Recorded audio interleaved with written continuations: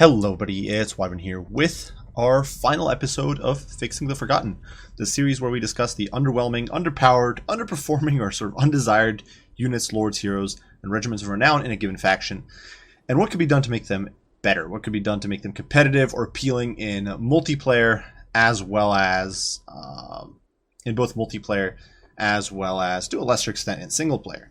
And in this final video, we are going to be covering cross-faction units. Now, Total War Warhammer does not have too many cross-faction units, but in my opinion, somewhat surprisingly, many of these units are kind of undertuned or kind of lackluster. There's many of them that are just kind of unappealing, or you will not see all that often. And so the majority of them actually made the cut into this video. Some of these units you will find across many factions, examples of that being... for example, the Giant, which you will see in a multitude of factions. You see those, of course, with the Greenskins. You see that with Beastmen, Chaos, Norska. All sorts of factions have that. Other units you'll only see across one or two different rosters, maybe two or three. Units such as the Warhounds or Trolls, units like that, not necessarily as common. However, the majority of them are, in my opinion, a bit... undertuned in some way, or it could use a little bit of help in my opinion. And so that's what we're going to be touching on today. Now, a few of them did not make the list. Gotrek and Felix, notably, who were recently released, are in my opinion really strong. I'd argue that they border on overpowered, especially for certain factions like Empire. You can get really abusive with them. And Harpies, which I think are stellar for the cost. Now, some people argue that Harpies could be buffed. Now, yeah, they could be, but they could also, they'd have to take a price hike at that point. They're a very strong unit. So without further ado, let's dive into this list of cross-faction units and see what can be done to improve them. Now, first and foremost, some of you guys might be surprised by this pick, are Chaos Warhounds, or Warhounds. And the reason this unit is here is not so much because it's underpowered, necessarily. It is a very potent unit, potentially, and it does see quite a lot of use.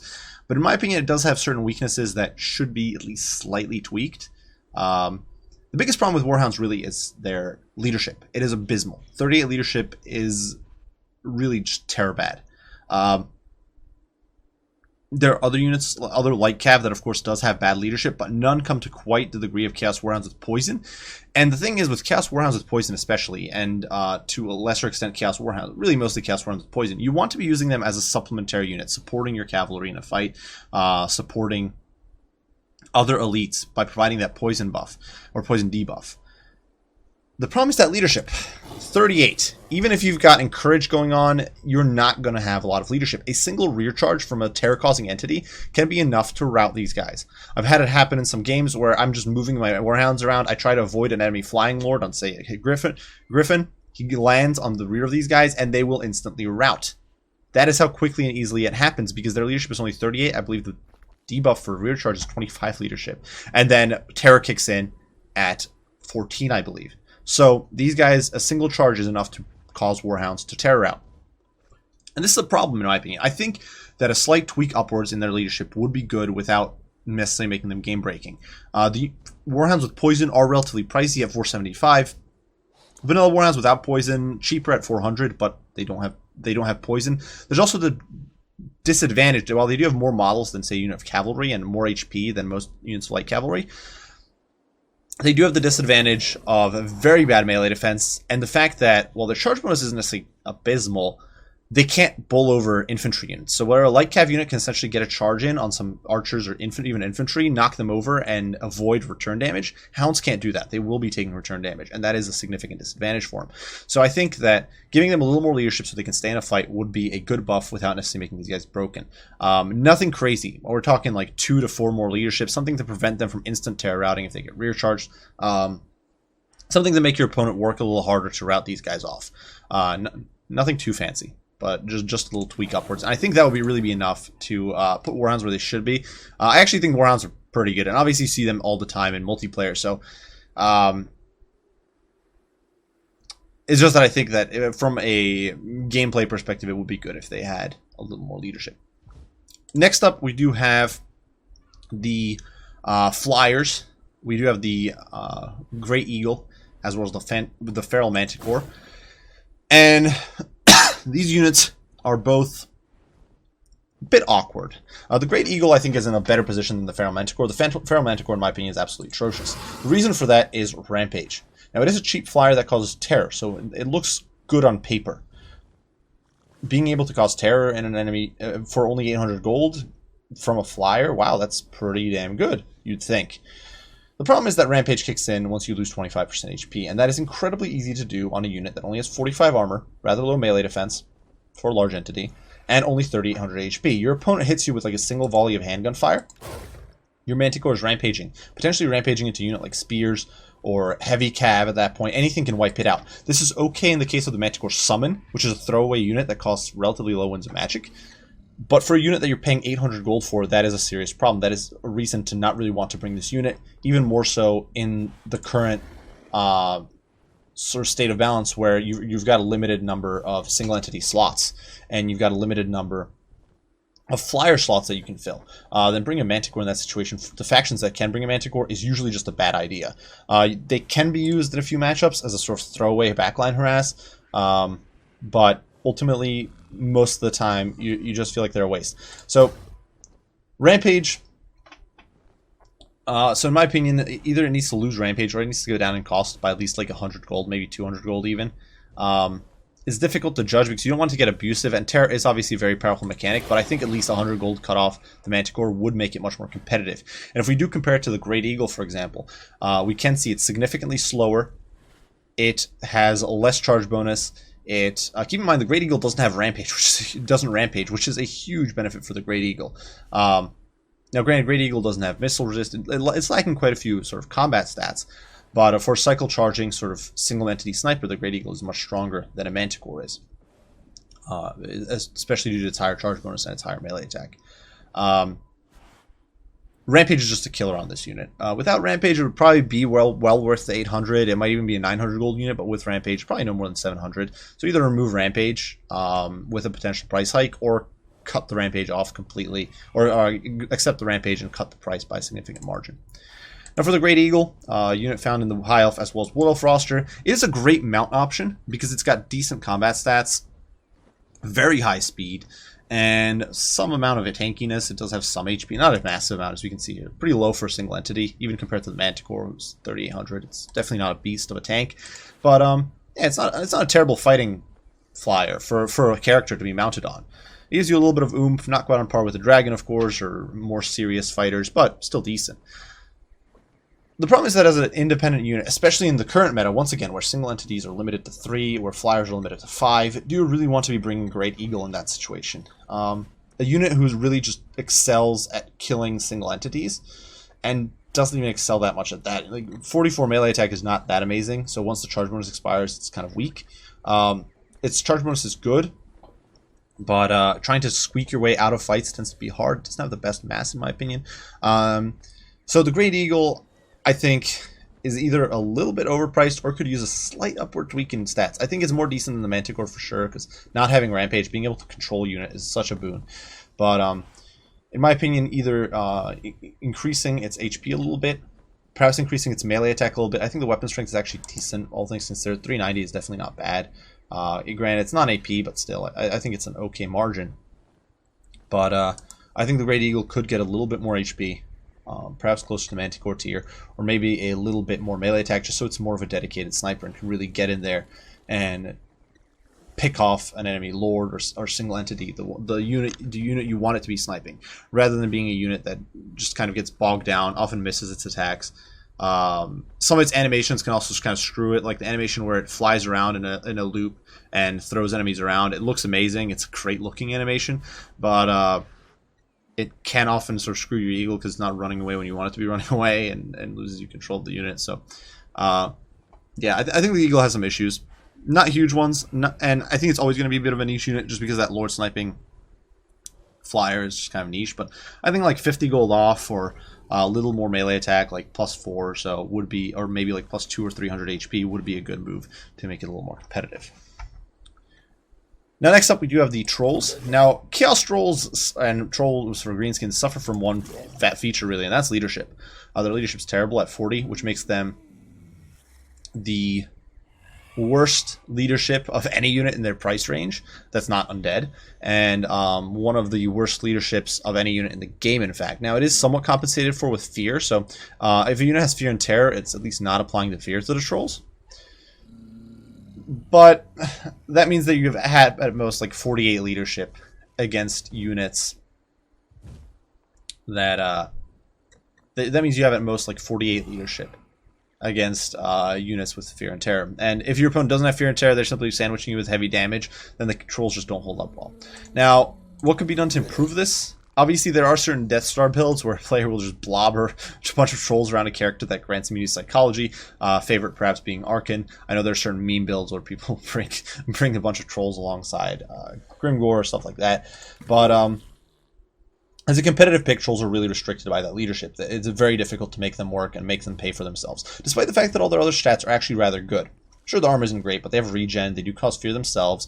34 melee attack and 32 melee defense is really good, especially combined with 100 weapon strength.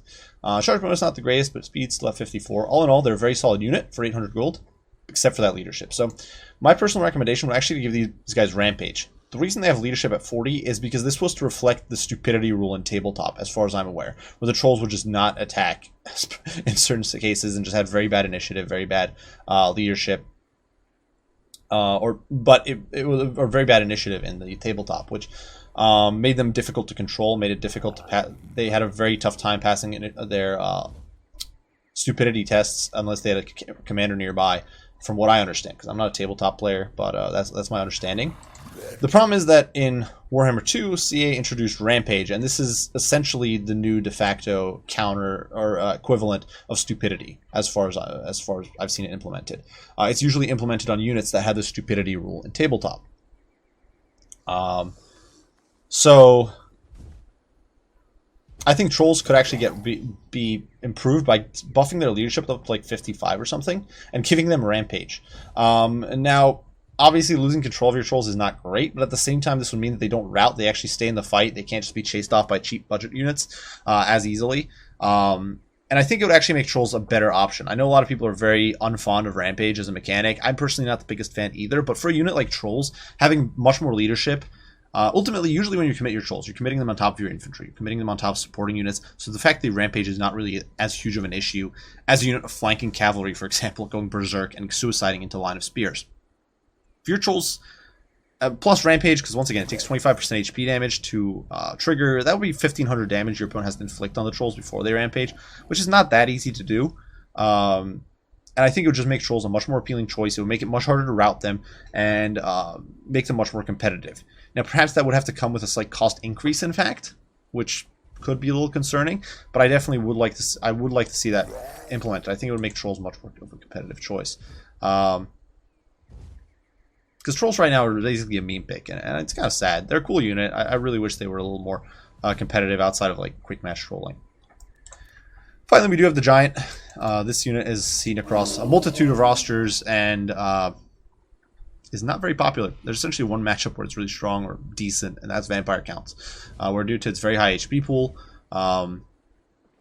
its very high weapon strength, and very high leadership, it tends to hold up very well. It's very difficult for Vampire Counts to deal with it unless they can get rid of the surrounding infantry and then get spears and blood knights and units like that to really start whomping on the Giant. Because a unit like a Terrorgeist doesn't trade super well into the Giant because of that huge HP pool and the way the Giant hits it like a truck and hits it consistently due to high melee attack. You know, the Giant has gotten consecutive buffs over the past few patches. Weapon strength went up to 600 like a year ago, I believe. Obviously, speed went up to 39 from the previously 36 or 35 off the top of my head. So it's gotten a few little tweaks here and there.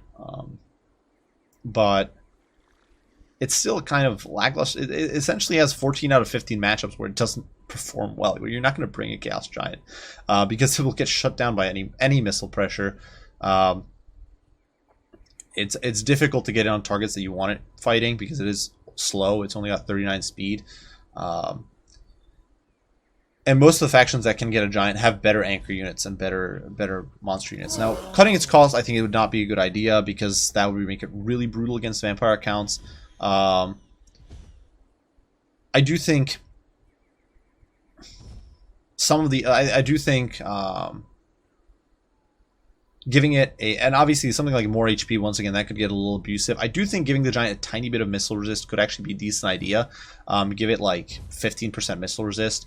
Otherwise, maybe give the giant variations depending on what sub-faction you are part of. Like, if we look at the Chaos Spawn, who actually didn't make into this list because I've mentioned them in their own videos due to their separation by faction, or due to their stat separation by faction, I feel like that could make the giant a bit more of an appealing pick as well. The giant also tends to get staggered a lot by big monsters, which is another problem for it. That you'll oftentimes get charged by like a Shaggoth or whatever, and it'll get knocked over on its rear, and that's a big problem because it means it doesn't get a hit back in. So that would be, I'd say, knockback resistance for the giant, and say like 10 to 15% missile resist would be a good way to make it a little more competitive, a little more appealing. It's already a pretty strong unit, so I don't get in certain situations, especially against counts. So I really don't want it to become overbearing against counts. I want buffs that would help it again in other matchups a little bit. But I do think giving it sub-faction based buffs could be good too. For example, giving it improved speed as part of the Beastman faction. Giving it, say, like +5 or whatever speed, putting it up to like 46 or whatever, so it could keep up with infantry, the Beastman infantry or whatever, so it's not slowing down your Beastman push as much. That would make it, I think, a little better. Maybe giving it a little bit more armor for if it's part of Chaos. Like bump its armor up to 45 or 50. Still not a monstrous level, but something that would make it a little tankier. Not entirely sure what you give for, say, Norska or Greenskins, but I'm sure there's other sort of alternative improvements you can grant it based on the sub-faction it's part of. Certainly the intention would be to try to avoid over-buffing against counts. That is the one thing you sort of want to be wary of, because it's a matchup where it's already relatively strong. And but I feel like it would be nice if you could make it work in a few more matches. So that is it for the cross-faction units. There's not many of them to cover. Most of them are close to good or close to decent in my opinion, but all of them have little quirks that here and there, or almost all of them have little quirks here and there that make them a little subpar or a little less appealing. You're the only one out of the ones here that you see pretty often are the Hounds, really just Chaos Warhounds with poison. So I feel like some of these tweaks here and there to help them out a little bit would be nice. But let me know what you guys think down below. I'd love to hear your guys' opinions, your takes on the situation. Do you think these units are fine? Do you think it would be better to sort of try to differentiate more of them by faction, or are there other sort of thoughts you have on these units? Be sure to let me know. I'd love to hear your guys' feedback. As usual, if you have any other comments, critiques, or questions, don't hesitate to put them down below. I'm more than happy to answer as soon as I can, and I will see you all in the next one. Bye for now.